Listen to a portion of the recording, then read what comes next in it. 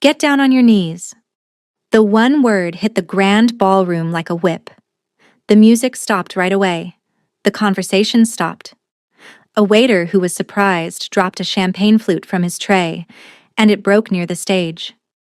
Dozens of rich guests turned to the middle of the hall, where the feared Korean Mafia boss stood with his beautiful mistress on one arm and his blind, pregnant wife shaking a few feet away.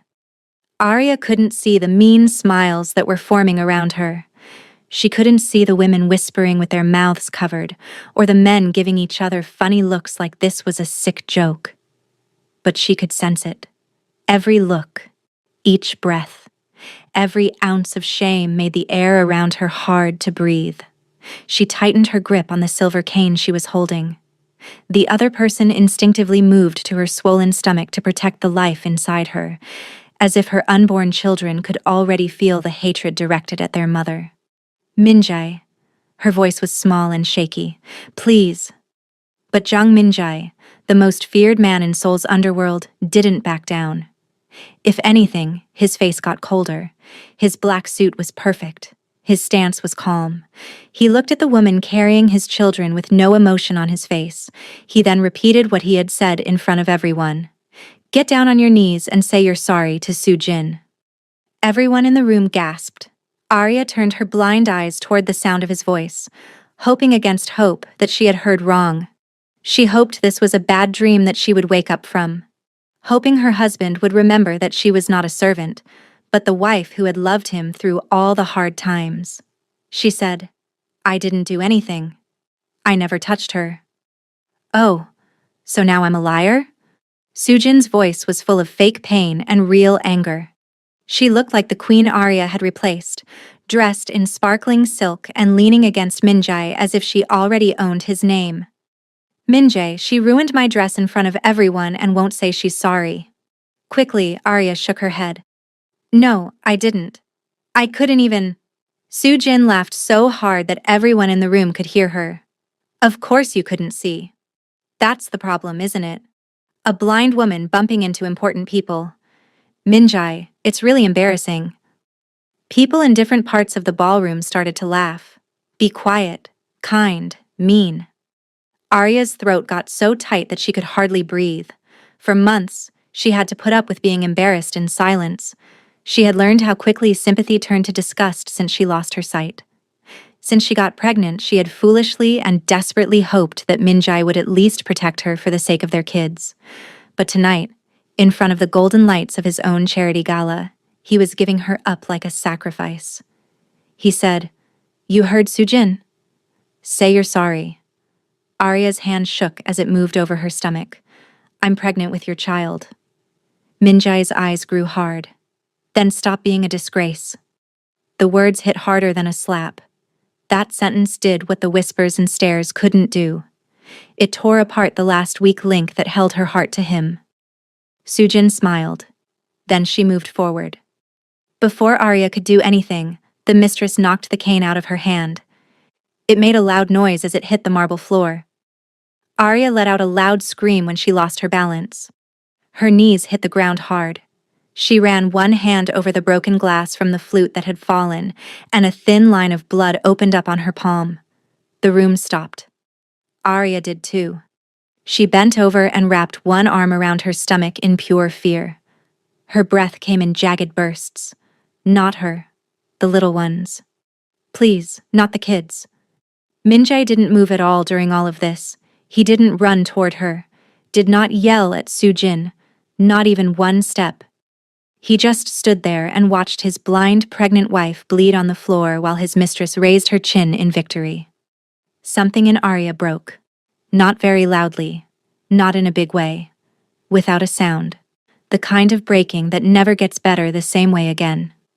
She pushed herself up very slowly, shaking from pain and embarrassment. Her eyes were closed, but when she spoke, her voice was no longer weak.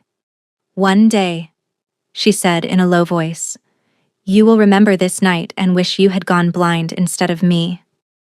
The room was completely quiet. Soo-jin's smile even faded. But Minjae looked at her like she was a mistake in his perfect world. He said, Get her out of my sight. That was when Arya got it. She was not his wife anymore. She was the source of his shame. She bent over and felt around for the cane. Nobody came to help her. Not the help. Not the people who came. Not the man whose kids lived in her heart. She felt the cold metal handle with her fingers. She held it tightly, stood up slowly, and with blood on her palm and tears she wouldn't let fall, she turned away from the only man she had ever loved. That night, the Korean Mafia boss thought he had killed his blind wife in front of everyone. But 3 years later, in a hospital hallway, he would freeze in fear when 3 small children carefully led a blind woman to the elevator. He would also recognize the face he had thrown away. His wife was still alive. His kids had lived. And the revenge that was waiting for him would not be loud. It would come with honesty. Subscribe to the Aurora Love Saga now if you want stories full of betrayal, heartbreak, shocking twists, and revenge that will stay with you forever. This story is only getting started. Arya didn't always act like a ghost in her own house. There was a time when the Zhang mansion still felt warm, before darkness took her sight. Before Sujin came to every meal. Before Minjai started to see his wife as a burden that someone else had tied to his life. That warmth died slowly and cruelly, not all at once, but in 100 small betrayals. It all began when the car accident took Arya's sight. The world disappeared overnight, and so did her husband's kindness. Minjai hired professionals and private nurses at first, the best care that money could buy. But when the treatments didn't work and she stayed blind, something inside him changed. He started to pull away. It's colder, not patient. After that, Sujin got closer. She had always been there, a polished friend of the Zhang family who lived on the edge of their social world. But she came forward to help after the accident. Pretty, polished, always smiling, and soft enough to hide poison.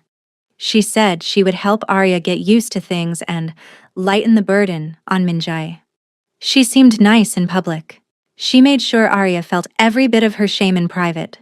A chair that was a little off would make Arya trip. The teacup moved out of her reach.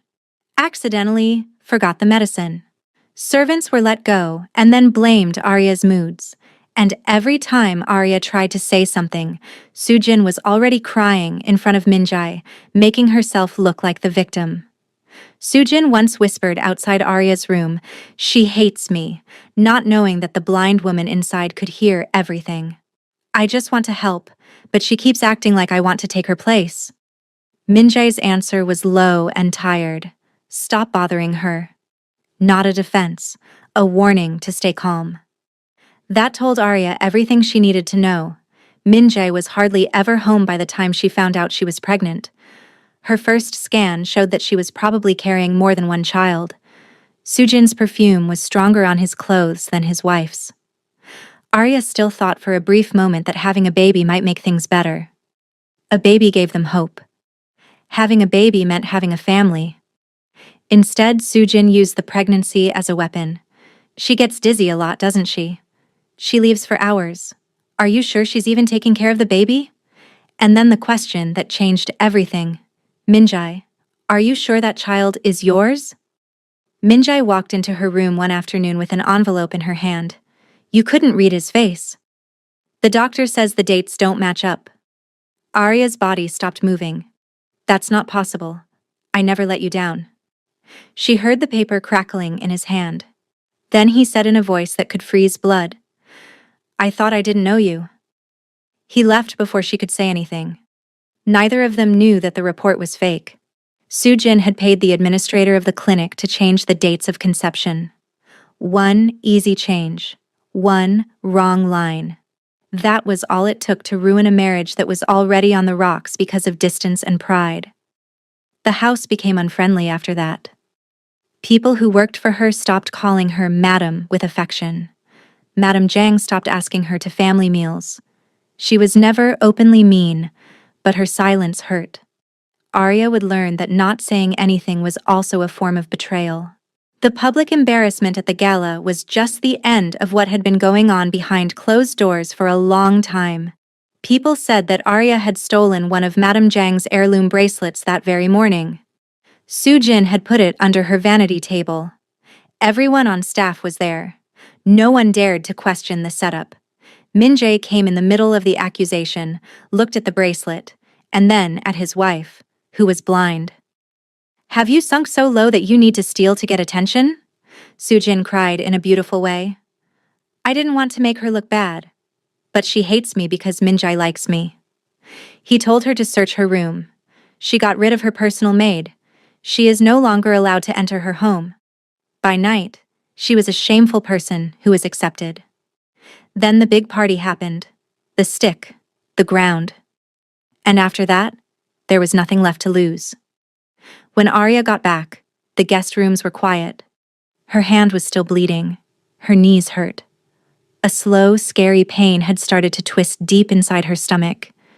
She closed the door and fell against it. "Please," she said to the life inside her. "Please wait." There was no doctor. There was no husband after that. There was no knock from the mother-in-law. Then a voice she knew came from the other side. "Madam, it's me, Hyunwoo." Kang Hyunwoo, the chief bodyguard. One of the few people in the house who had never felt sorry for her.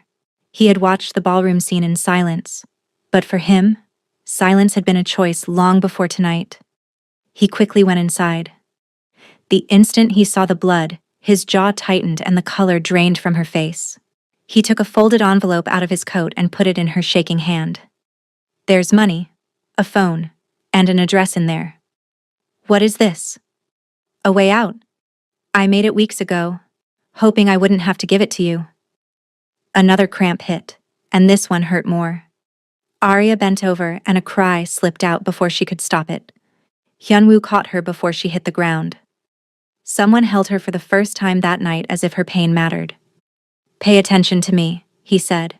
"Leave now, before he locks every gate. If you stay here, they'll kill you." "I don't have anywhere to go." "You do now." Heels could be heard coming down the hall.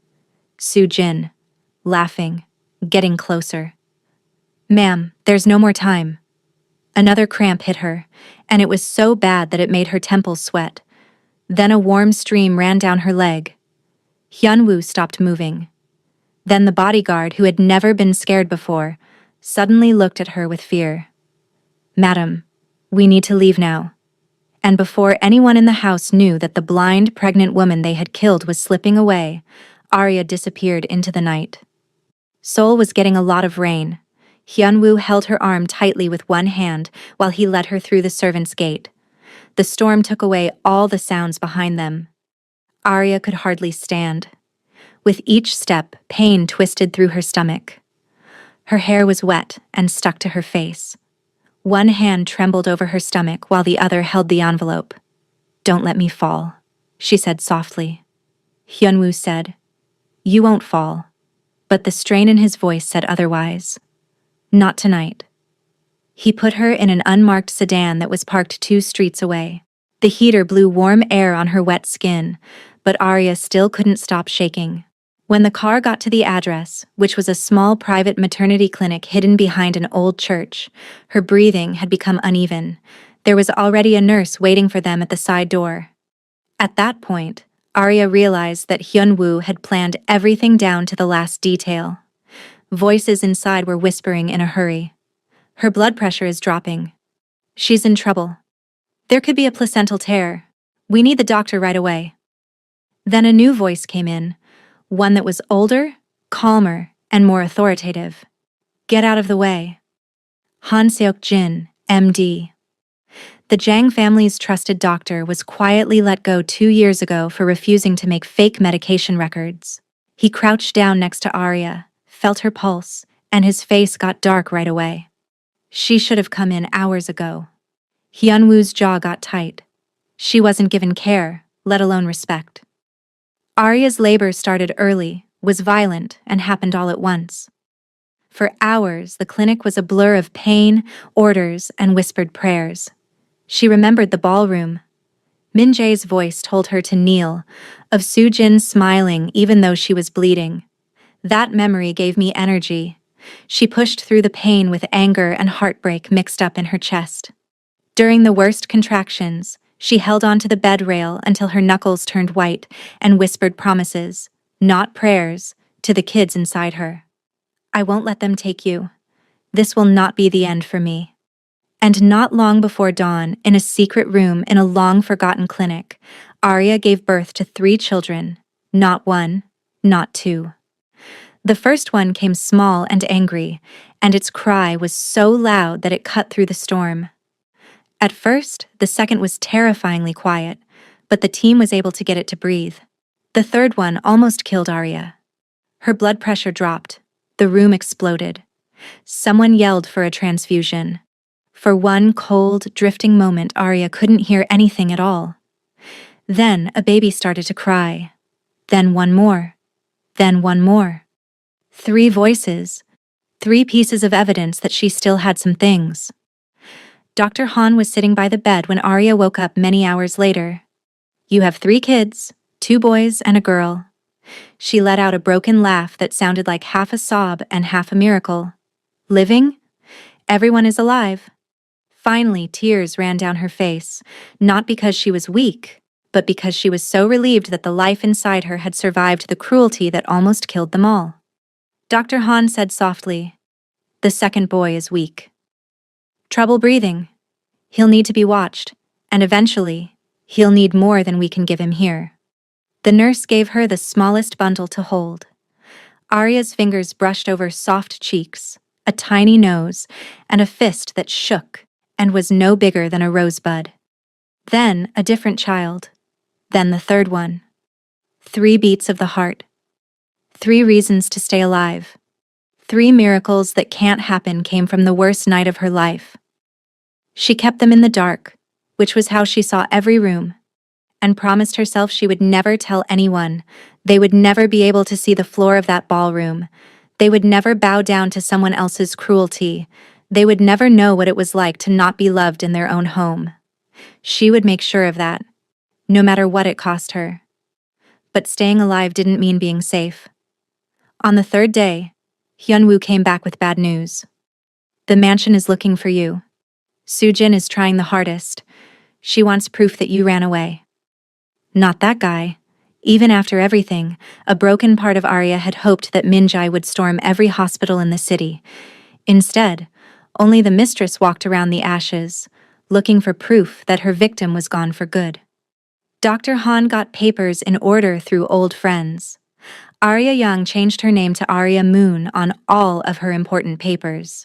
That was the name the kids were registered under, and their birth records were kept in files that only 2 people could see. Director Choi, the hospital's strict but caring head, became the second guardian in Arya's new life. You can stay in the staff annex. It's not much, but no one here will say your name outside of these walls. The room above the clinic laundry was small and had a narrow bed, a small stove, and a broken window. But to Arya, it seemed more holy than the mansion she had left. No lights on the ceiling, no polished cruelty, no lies with perfume, just survival. The next few months were very hard. It took her body a long time to heal after giving birth. The second boy, June, had repeated breathing attacks that made the clinic panic and treat him late at night. Arya sat awake in the dark more than once, with 1 child on each side of her and the third burning with fever in her arms. She whispered prayers because that was all she had left. She gave them the names June, Minseo, and Hana. And slowly, they became her eyes. They learned how to lead her as soon as they could walk. Step, Mama. Chair, Mama. Door, Mama. Little hands pulled at her sleeves. Soft voices told her to be careful around corners, stairs, and people she didn't know. 1 child stayed close while the other drifted too far. They moved around her not like heavy things, but like light circling a hurt center. But life never got easier. 2 times, strange men came up to the clinic and asked questions. Director Choi once told Arya and the kids to sleep in a storage room overnight because someone from the Jang network had been seen nearby. Once she was well enough, Arya started working in the hospital basement laundry to help them. The work was thankless, hot, and tiring. Her fingers broke because of the heat and detergent. She never asked for anything, never said anything bad, and they never once said Minjai's name. Years went by, not peacefully, but with stubborn pride. Director Choi noticed something about the blind woman who never complained over time. Arya knew every name by heart, every number of a file.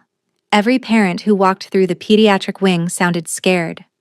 When a job opened up in the family support office, which was a quiet department that helped parents with long-term treatment, housing grants, and emergency care, Director Choi moved her out of the laundry room and into something that was important.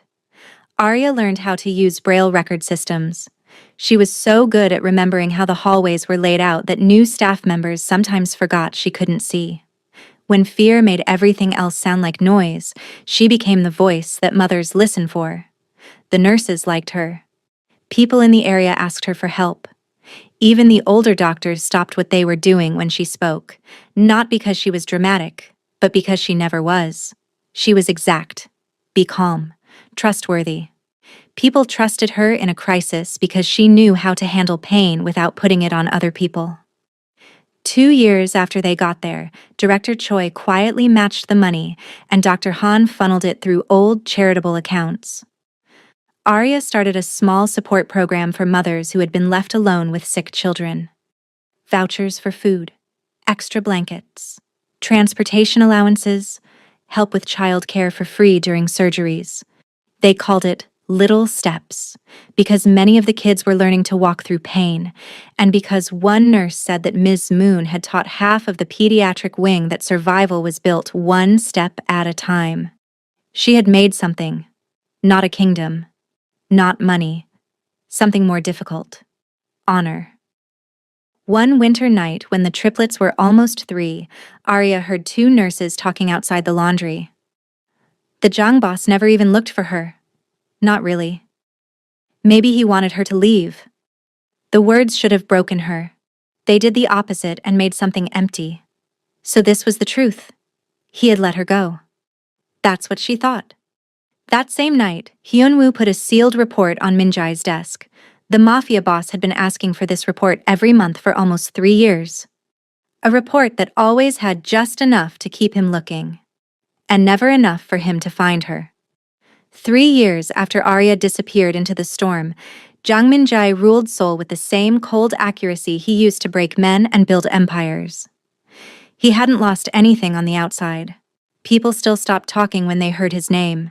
His enemies still looked down. He still had power. But not peace.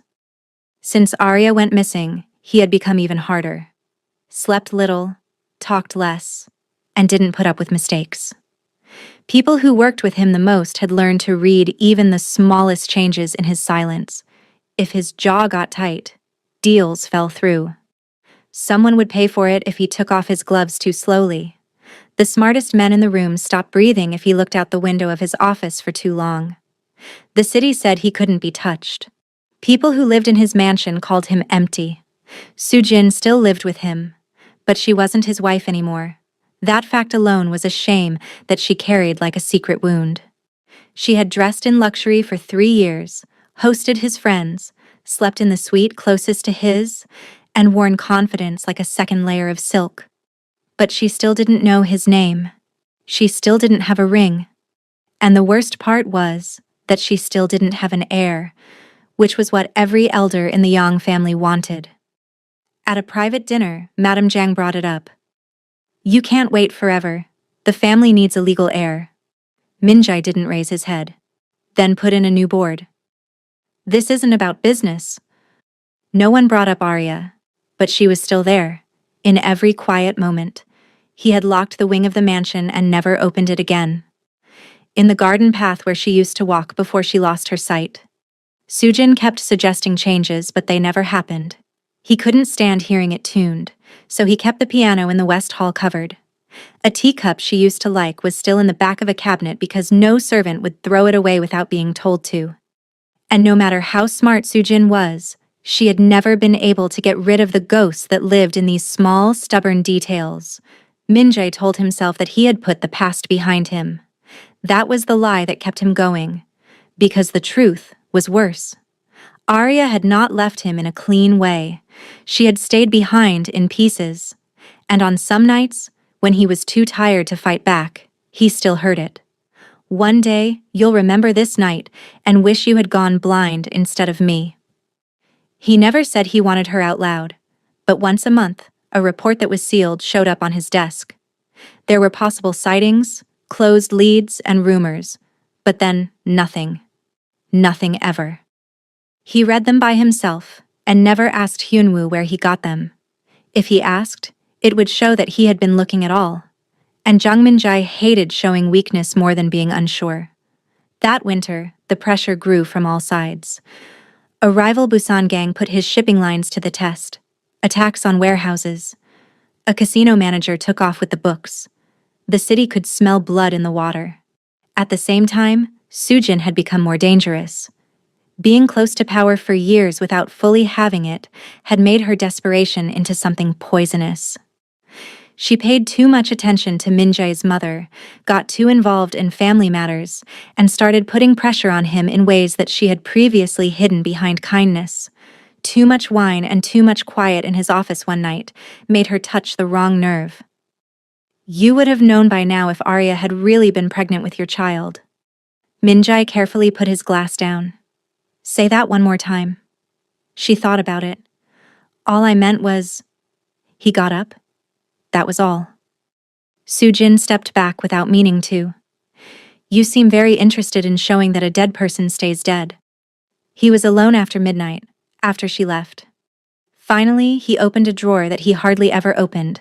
A ring box, a broken silver hair clip, and an old ultrasound photo with edges that are worn from being handled too much were inside.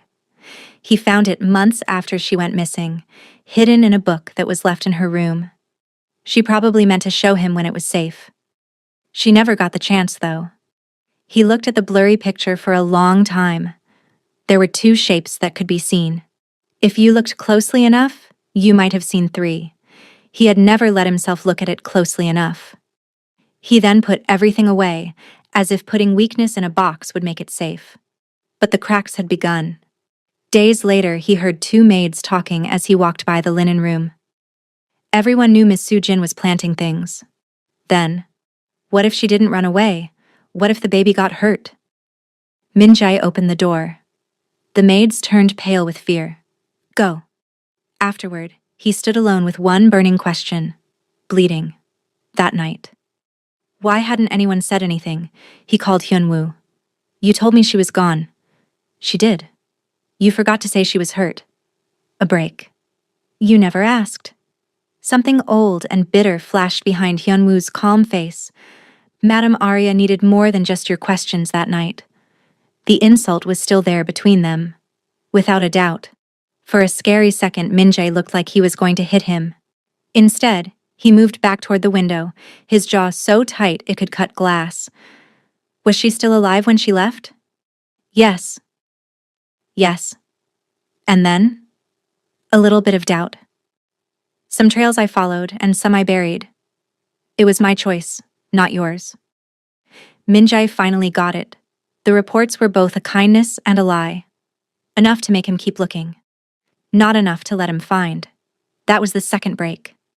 The third time was when he heard Soojin talking to the old secretary. I told you to get rid of those messages. Yes, miss. Most of them. Most? Min-jae opened the door. For the first time in years, Soojin looked scared. Messages, he said again. And at that moment, Jang Min-jae finally understood one thing very clearly. Someone had kept information about Arya from him on purpose. Fear could be the reason. Maybe through manipulation, maybe by design. And if clinics sent messages, a much more dangerous possibility came back to life. There might have been a child somewhere in the dark. And for the first time in 3 years, the thought seemed like a hint. The call came right after dawn. Madame Jang had passed out. She was barely awake when she got to Hanul Medical Center. She held on to Min-jae's sleeve with a lot of strength and whispered, "Don't let her die before I talk." He wanted to know who it was. She passed out before she could answer. Min-jae didn't think about Arya when he walked down the hospital hallway 2 hours later. He was thinking about his enemies, things he needed to finish, and whether his mother's death was normal. He heard it then. "Mom, go to the left." A voice of a little boy. "It's clear. Kind. Careful." "Slowly, Mommy, there's a cart." "Don't worry, I'm holding the paper." He stopped walking. 3 small kids were walking down the hall with a woman between them. The walls were white and the light from the afternoon sun came through the windows. Not walking. Leading. One boy held her hand tightly and pulled her half a step to the left. Another person got close enough to her wrist to move it before it touched a rolling medicine cart. The smallest one held a blue medical file against her chest with both hands. They had practiced their moves. Naturally. Tender in a way that could only come from doing it over and over again for years, and the woman they led. A faded dress with a simple cream cardigan over it, loose hair tied back, glasses that are dark. A small chain is the only piece of jewelry. No glitz. But Minjae recognized that face. Still, after 3 years. Thinner still. More calm, even without the soft clothes she used to wear. Arya.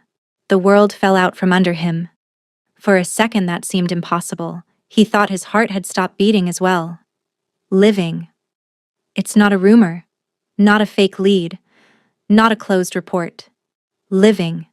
And in front of him, Hyun-woo also saw her. Minjae could feel the bodyguard's stillness getting sharper next to him, but he couldn't tell if it was guilt or relief. The kids pushed her toward the elevator. "Mom, there's a line on the floor." "I know," Arya said. Her voice was low, calm, and painfully familiar. Not broken, not shaking, just calm, as if the woman he had seen fall to marble had rebuilt herself in silence, where he couldn't get to her. Before he could stop himself, Minjae took a step forward. The youngest child was the first to look up. A girl with dark curls that weren't all the same length. She was only 3. But the boy on her left, the one who had been pulling on Arya's hand, hit him like a knife. The kid had his eyes. Not the same. Not even a little bit like his. The same sharp dark shape. The corners are at the same angle, the same stillness before moving. Minjae's heart started to race. The ages were just right. No child. 3. That night, Arya was carrying 3 babies. The realization made the hallway quiet. There was just the picture of 3 little bodies leading a blind woman to the light, and the memory of her kneeling on marble with one arm around the stomach he had failed to protect. A nurse who was passing by slowed down. "Ms. Moon, Director Choi is waiting upstairs. We already sent June's file to the pediatric department." Ms. Moon, the fake name, the secret life. The nurse's tone of voice also showed him that Arya wasn't hiding here like a beggar. She fit in here. Arya could feel the charged silence. She gripped the small fingers of the person next to her. "What is it?" There was no answer. First, Hyun-woo moved. "Ma'am." Arya stopped moving. She knew who he was by his voice. She said, "Chief Kung." Far away. That's cool. It had been years since she had called him that. Minjae finally spoke up. "Arya." It came out rough. Almost human. Recognition passed over her face like a shadow passing over water. But she didn't give up. Did not take a breath. She only asked, as calm as winter, "What are you doing here?" Not "How did you find me?" Not "Why now?" Just one simple question made it very clear that this was not the reunion she had hoped for. He looked at the kids again. At the file. At the boy, Min Seo, who had his eyes. At the skinnier boy who was leaning against Arya's leg. The file for June. Child care. A health problem. In his mind, 1,000 missing messages changed places. Soo-jin's fake report. The maids were whispering that Arya was bleeding. The secretary said that messages were deleted. Hyun-woo's monthly sealed reports are kindly missing. Calls to the clinic. Information that was kept secret. All of the buried clues came to light at once. Too late, and all at once. Minjae looked at Arya, then at the triplets. For the first time in years, something colder than anger flowed through his veins. Truth. Not finished. Not yet. But without a doubt. The hallway looked like it was leaning. He was the father of the triplets. There weren't any accusations flying around in the hallway. If it had, things would have been easier. Arya did not give him anything. She held the kids tighter and said, "My son has an appointment." After that, she walked by him. Not in a hurry. Not in a shaky way. Like the man who had once hurt her in public had become just another thing in a hallway she had already learned to get past. Minseo looked back once, and the protective suspicion hardened on a face that was too young to handle it. Minjae couldn't shake that look even after Arya went into the pediatric wing. It stayed with him while he signed the emergency consent forms for his mother. Doctors said that Madame Jiang's condition had gotten better. Hyun-woo stood by the window and didn't say anything. It stayed until the silence was too much to bear. Minjae finally spoke without turning around. "I want it all." Hyun-woo didn't act like he didn't understand. He started to call in what he had been quietly holding back: birth records, clinic transfers, and every doctor who had worked on her file. "Some of those people risked their lives to keep her alive," Hyun-woo said without hesitation. A juice box and a tissue from the waiting area were used to get a DNA sample without anyone knowing. Minjae's own sample came from private labs that no regular court could ever get to. It was done without anyone knowing, maybe cowardly. Of course, it's necessary, because a small part of him still wanted one impossible thing: that he was wrong, that grief and guilt had gotten ahead of the truth, that the similarity in the hallway was just a cruel coincidence. 20 hours later, the results came back. Chance of being the father, 99.99%. For all three of them. 3 times Minjae read the report. His hands curled up against the desk until his knuckles turned white. 3 kids. 3. Arya had taken them out of his house while he was bleeding, alone, blind, and humiliated. He was still alive enough to bring them into the world without his help, without his name, and without anyone from his empire lifting a finger to save her. "Now tell me more," he said. Hyun-woo held his gaze for a long time, as if he was trying to decide if the truth would do justice, or just make him feel bad too late to matter. After that, he started. "The pregnancy report was fake. Soo-jin paid the administrator to change the dates before it got to the mansion. The bracelet was also staged. The staff knew, but no one said anything because they were scared of you and because Soo-jin made sure that anyone who questioned her lost their place." At midnight, they brought in Dr. Park, the administrator. He came in pale, sweating, and already half broken before the questioning started. "I never meant," he said with a stammer. "I thought it was just to make things worse. Miss Soo-jin said the chairman was already unhappy with Madame Arya." Minjae threw the fake report on the desk. "This cost me 3 years." Dr. Park flinched so hard that he almost fell. "There was money and pressure. She said the clinic would lose its contracts. I swear I didn't know that Madame Arya would be gone that same night." Minjae said, "She was having triplets." The doctor stopped. "What?" The shock was too real to be fake. There were more records taken, old files from the clinic, logs for staff at the mansion, security footage that should have been saved but was oddly missing parts. The internal household ledger for the week Arya went missing was missing a few pages. The old secretary broke down in tears before she even fully confessed. "Madame Yang told me to clear the files, not to erase Madame Arya, never that, but to keep the scandal from happening. She said that if outsiders found out that the chairman's blind wife had disappeared while pregnant, the family would be ruined. She needed time, just time to handle the story." The words were like poison. His own family had helped pay for it. Maybe not the cruelty itself, maybe not the way it went away. But then, there was silence. Soo-jin wasn't the only one who told the lie. It had spread through the house like mold, kept alive by fear, pride, and reputation. Minjae found Soo-jin in the sunroom and put the DNA report on the table. Her face went blank, then came back too quickly. "This doesn't prove anything about me.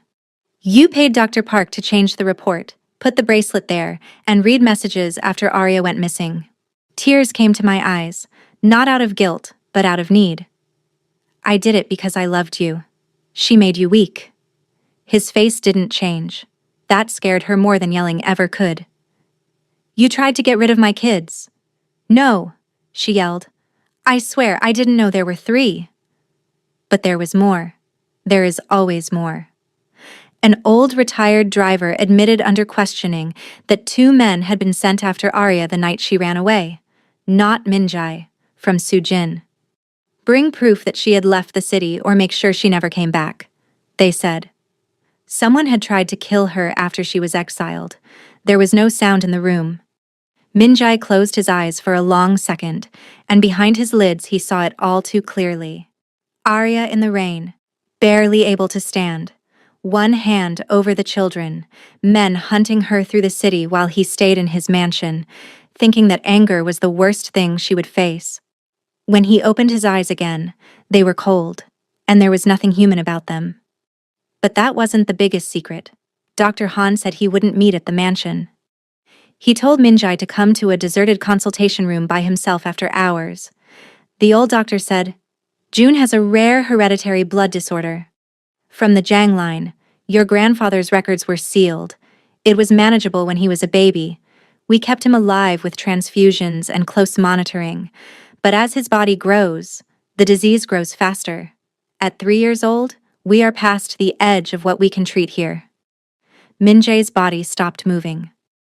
From me. Dr. Han did not make it any easier. 2 babies died in the extended branch.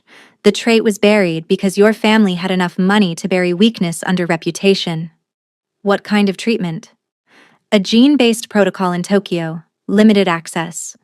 We were turned down because the case didn't have genetic proof from the paternal line. You needed me. We needed blood tests and a family history, not your presence, not your guilt, and not your last name stamped all over everything after the damage was done. Every word hit its mark perfectly. Does Arya know? That's enough. Not everything. Why didn't she get in touch with me? Dr. Han's look was more than just angry. She didn't come back for you. She came back because her son might die. She came back to save a child, not to get back together with you. The sentence hung between them like a judgment. Minjai turned away for the first time. The city outside the blinds turned into something far away and useless. She didn't come to get back at him. Not for answers. Not to hurt him with what he had lost. She had come with a child to help them survive again, just like she had 3 years before. But this time, the child was alive enough to look at him with doubt. There was one more thing that was secret. Arya had once heard Sujin talk on the phone with a man from the Busan Syndicate late at night. This was the same group that was going around Minjai's business. Sujin's desire for his empire was never just about him.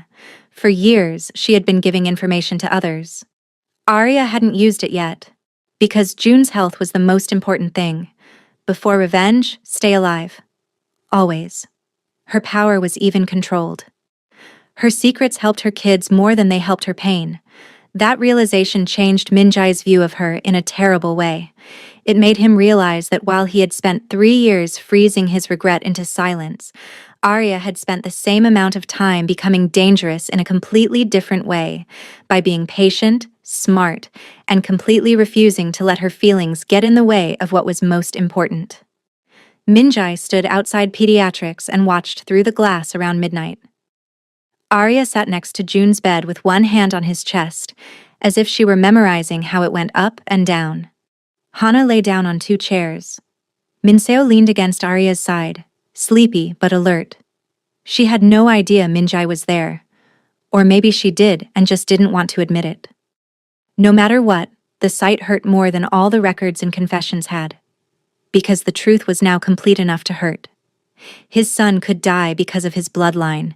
His power might help him stay alive, and the woman he had once forced to kneel would rather trust hospitals, old doctors, and being tired than go to the man who should have kept them safe from the start. After a few minutes, Hyunwoo showed up at his shoulder. Okay? Minjai didn't look away. Tonight they'll have it if my blood gets him through the review. Then, after a pause that sounded like the end of his pride, he said, "Whatever it takes. I choose my son." Before the sun came up, Minjai's blood was taken. By noon, his family's medical history had gone through channels that most people would have to wait months to get to. Tokyo agreed to reopen Jun's case by the end of the day. Arya didn't say, "Thank you." She was already there when he walked into the family room that night. "You used your power." Not a question. He needed it. A long time without talking, then a quick, humorless laugh. He needed it 3 years ago as well. The words hit the mark perfectly. Minjai took the wound without fighting back. But while he was learning to deal with his guilt, Sujin was learning that she was losing. Without warning, her accounts were frozen. People disappeared. Phones are no longer connected to the Zhang network. So she did what people do when they are desperate and subtlety doesn't work anymore. She attacked. Anonymous rumors about a blind former wife raising illegitimate children with ties to the Yang family were spread by 2 entertainment blogs. People shared blurry pictures of the outside of the hospital online. Within an hour, Director Choi stopped people from visiting. Hyunwoo doubled the number of guards. And Arya's old urge to run came back so strongly that she packed a bag. Minjai saw her folding Hana's clothes while Jun slept next to some monitors. "You're going. Your world found us again. I won't let it take my kids." "It won't." She let out a breath that was almost a laugh. "You said nothing would happen to me again." He didn't know what to say. Because there wasn't one. As soon as Minseo woke up, he went to his mother's side. Not afraid. Keeping safe. Worse, in some way. The next afternoon, Sujin showed up at the hospital in white, with tears in her eyes and a reporter following her. Minjae was waiting for her in the lobby with Hyunwoo, legal advisors, Director Choi, and half of the hospital staff had already been told. "Don't take another step." Everyone in the lobby heard it. Sujin had lived for years with whispers and secret manipulation. Minjae chose to break up with her in public for the first time now. "You told people things about my kids that weren't true. You changed clinic records. You paid Dr. Park to do something. You sent men after Arya the night she ran away." Sujin's face turned white. "You can't show that." Once, Minjae nodded. Hyunwoo's sign. The lobby speakers played music. The voice of Sujin. Understood. Chilly. Recorded from calls that Arya had quietly kept track of over the years and given to Director Choi for safekeeping. "Get rid of the messages. If she gets to another clinic, make sure she doesn't leave. I don't care if she bleeds. I care that she disappears." The lobby went quiet in fear. Then Sujin changed her mind. A hand touched her stomach. Her face fell apart. "I'm having a baby." The words hit like a bomb. Minjae even stopped moving for a moment. Then his face turned as cold as death. "You're not." One document. One page. A private medical test was ordered as soon as her behavior went from manipulation to threat. No. Nothing. Her mask broke. The screaming started, crazy, ugly, and lacking in grace. Secrets came out faster than anyone could stop them. The link to Busan, the sabotage of shipping, the fake report, the band. And then the shocking news that made everyone in the room freeze. Sujin yelled, "The accident wasn't supposed to blind her forever." No sound at all. Minjae moved one step closer to her. "What did you say?" But she couldn't help it. "I told them to force her car off the road, but nothing more. I never told them to hit that hard. The accident that happened to Arya. The accident that made her blind. Not a chance. The weather isn't too bad. Not destiny." Years before she ever set foot in the mansion as a helper, Sujin had caused it. The softness she had shown after the blindness was the result of her own crime, dressed up as kindness. The old secretary had also helped clean up the mess that followed. Changed timelines, false summaries, and damage control that was really complicity. The Yang family blew up from the inside out in just a few hours. Busan was open about going against Minjae. Fires broke out in warehouses. Enemies circled. And Arya was about to leave. Director Choi stopped her at the exit to the subway. Triplets bundled up in coats. Hyunwoo had one suitcase in his hand. "She'll keep coming," Arya said firmly. "Even from jail, people like her don't stop." Min-jae got there before anyone could answer. He had just come from the Emergency Family Council, where his tie was loose and his knuckles were split. He came to a stop in front of her. Then, in front of Director Choi, Hyunwoo, and the kids who had only ever seen him as a threat, Jang Min-jae dropped to his knees. The room lost its air. Arya stopped moving completely. The triplets did too. Hana held Arya's hand tightly. Minseo moved in front of his mom. June looked back and forth between them with the tired confusion of a child who is too young for history but old enough to feel pain. Min-jae bowed his head. Not in a play, like a man who had finally let himself know everything that was going on and was now crushed by it. "I was wrong," he said, his voice rough and bare. "About the report, the bracelet, you, everything. I let monsters stand next to me and called it control. I let pride speak when love should have. I failed you when you were blind, pregnant, bleeding, and gone." He lost his voice. "I can't ask for forgiveness, but I'm asking you not to run tonight. Let me protect them, even if you never let me stand next to you again. Be quiet.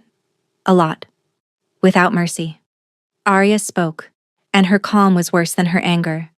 "You knelt too late." She moved June up in her arms. "My kids need safety, not guilt. They need treatment, not your breakdown. If you want to help them, do it. But don't confuse suffering with redemption." He didn't get up until she was done. The apology didn't help at all, though. It only made the wound real. That honesty didn't last long. Busan found out that one of Min-jae's kids was in the hospital. They chose to hit power where it hurt the most. Not business, not cash. Blood. Night fell on Hanul Medical Center. There was a flicker on June's monitor. Again. A man dressed as a hospital maintenance worker reached for the pediatric medication cart in the hallway. Arya was the first to feel it. Not with her eyes, but with the sharpened instinct that had kept her kids alive through years of darkness. "Something's wrong," she said in a low voice. Min-jae was already on the move. Hyun-woo hit the maintenance man against the wall so hard that the plaster cracked. A needle rolled across the floor. A second man showed up at the stairs. Then a third one. Busan didn't send any thieves. They had sent a message. There was chaos in the hallway. Security rushed in. A nurse yelled. Hana shouted. Minseo held onto June's bed rail with both hands, as if his tiny body could hold the whole room together. Arya turned toward the sound of danger right away, reaching for her kids with one arm before she was even fully scared. And Min-jae did what he should have done 3 years ago on the dance floor. He stood between his family and the attack. The second intruder took out a gun. Min-jae hit him before the shot went up. The wing was locked down by hospital guards. Then one of Busan's men ran at June's bed with the syringe that had fallen. "Minseo, down." Arya's voice cut through the noise like a knife. The boy fell right away, taking Hana with him. That half-second was enough time for Min-jae to turn, cross the room, and push the attacker away from the bed before the syringe could get to his son. When it was over, the floor was covered in broken plastic, spilled medicine, and the last bits of anyone who thought this war could stay outside of hospitals. June was okay. Shocked. Tears. But it's safe. Seoul knew everything by the time the sun came up. Not by talking behind someone's back. By telling the truth. Min-jae held a press conference. The city was ready for lies and denial. Instead, he admitted it. He publicly named Soo-jin's fraud, her involvement in the Busan syndicate, her part in the false pregnancy report, the false accusations against him, the accident that had blinded his wife, and the hiding of medical evidence involving his children. He said that his ex-wife had been wronged in his own home and that his lack of action had let those crimes grow. Then he did the thing that no one thought he would do. He left. Not from everything, but from the throne that was in plain sight, and made his family a target.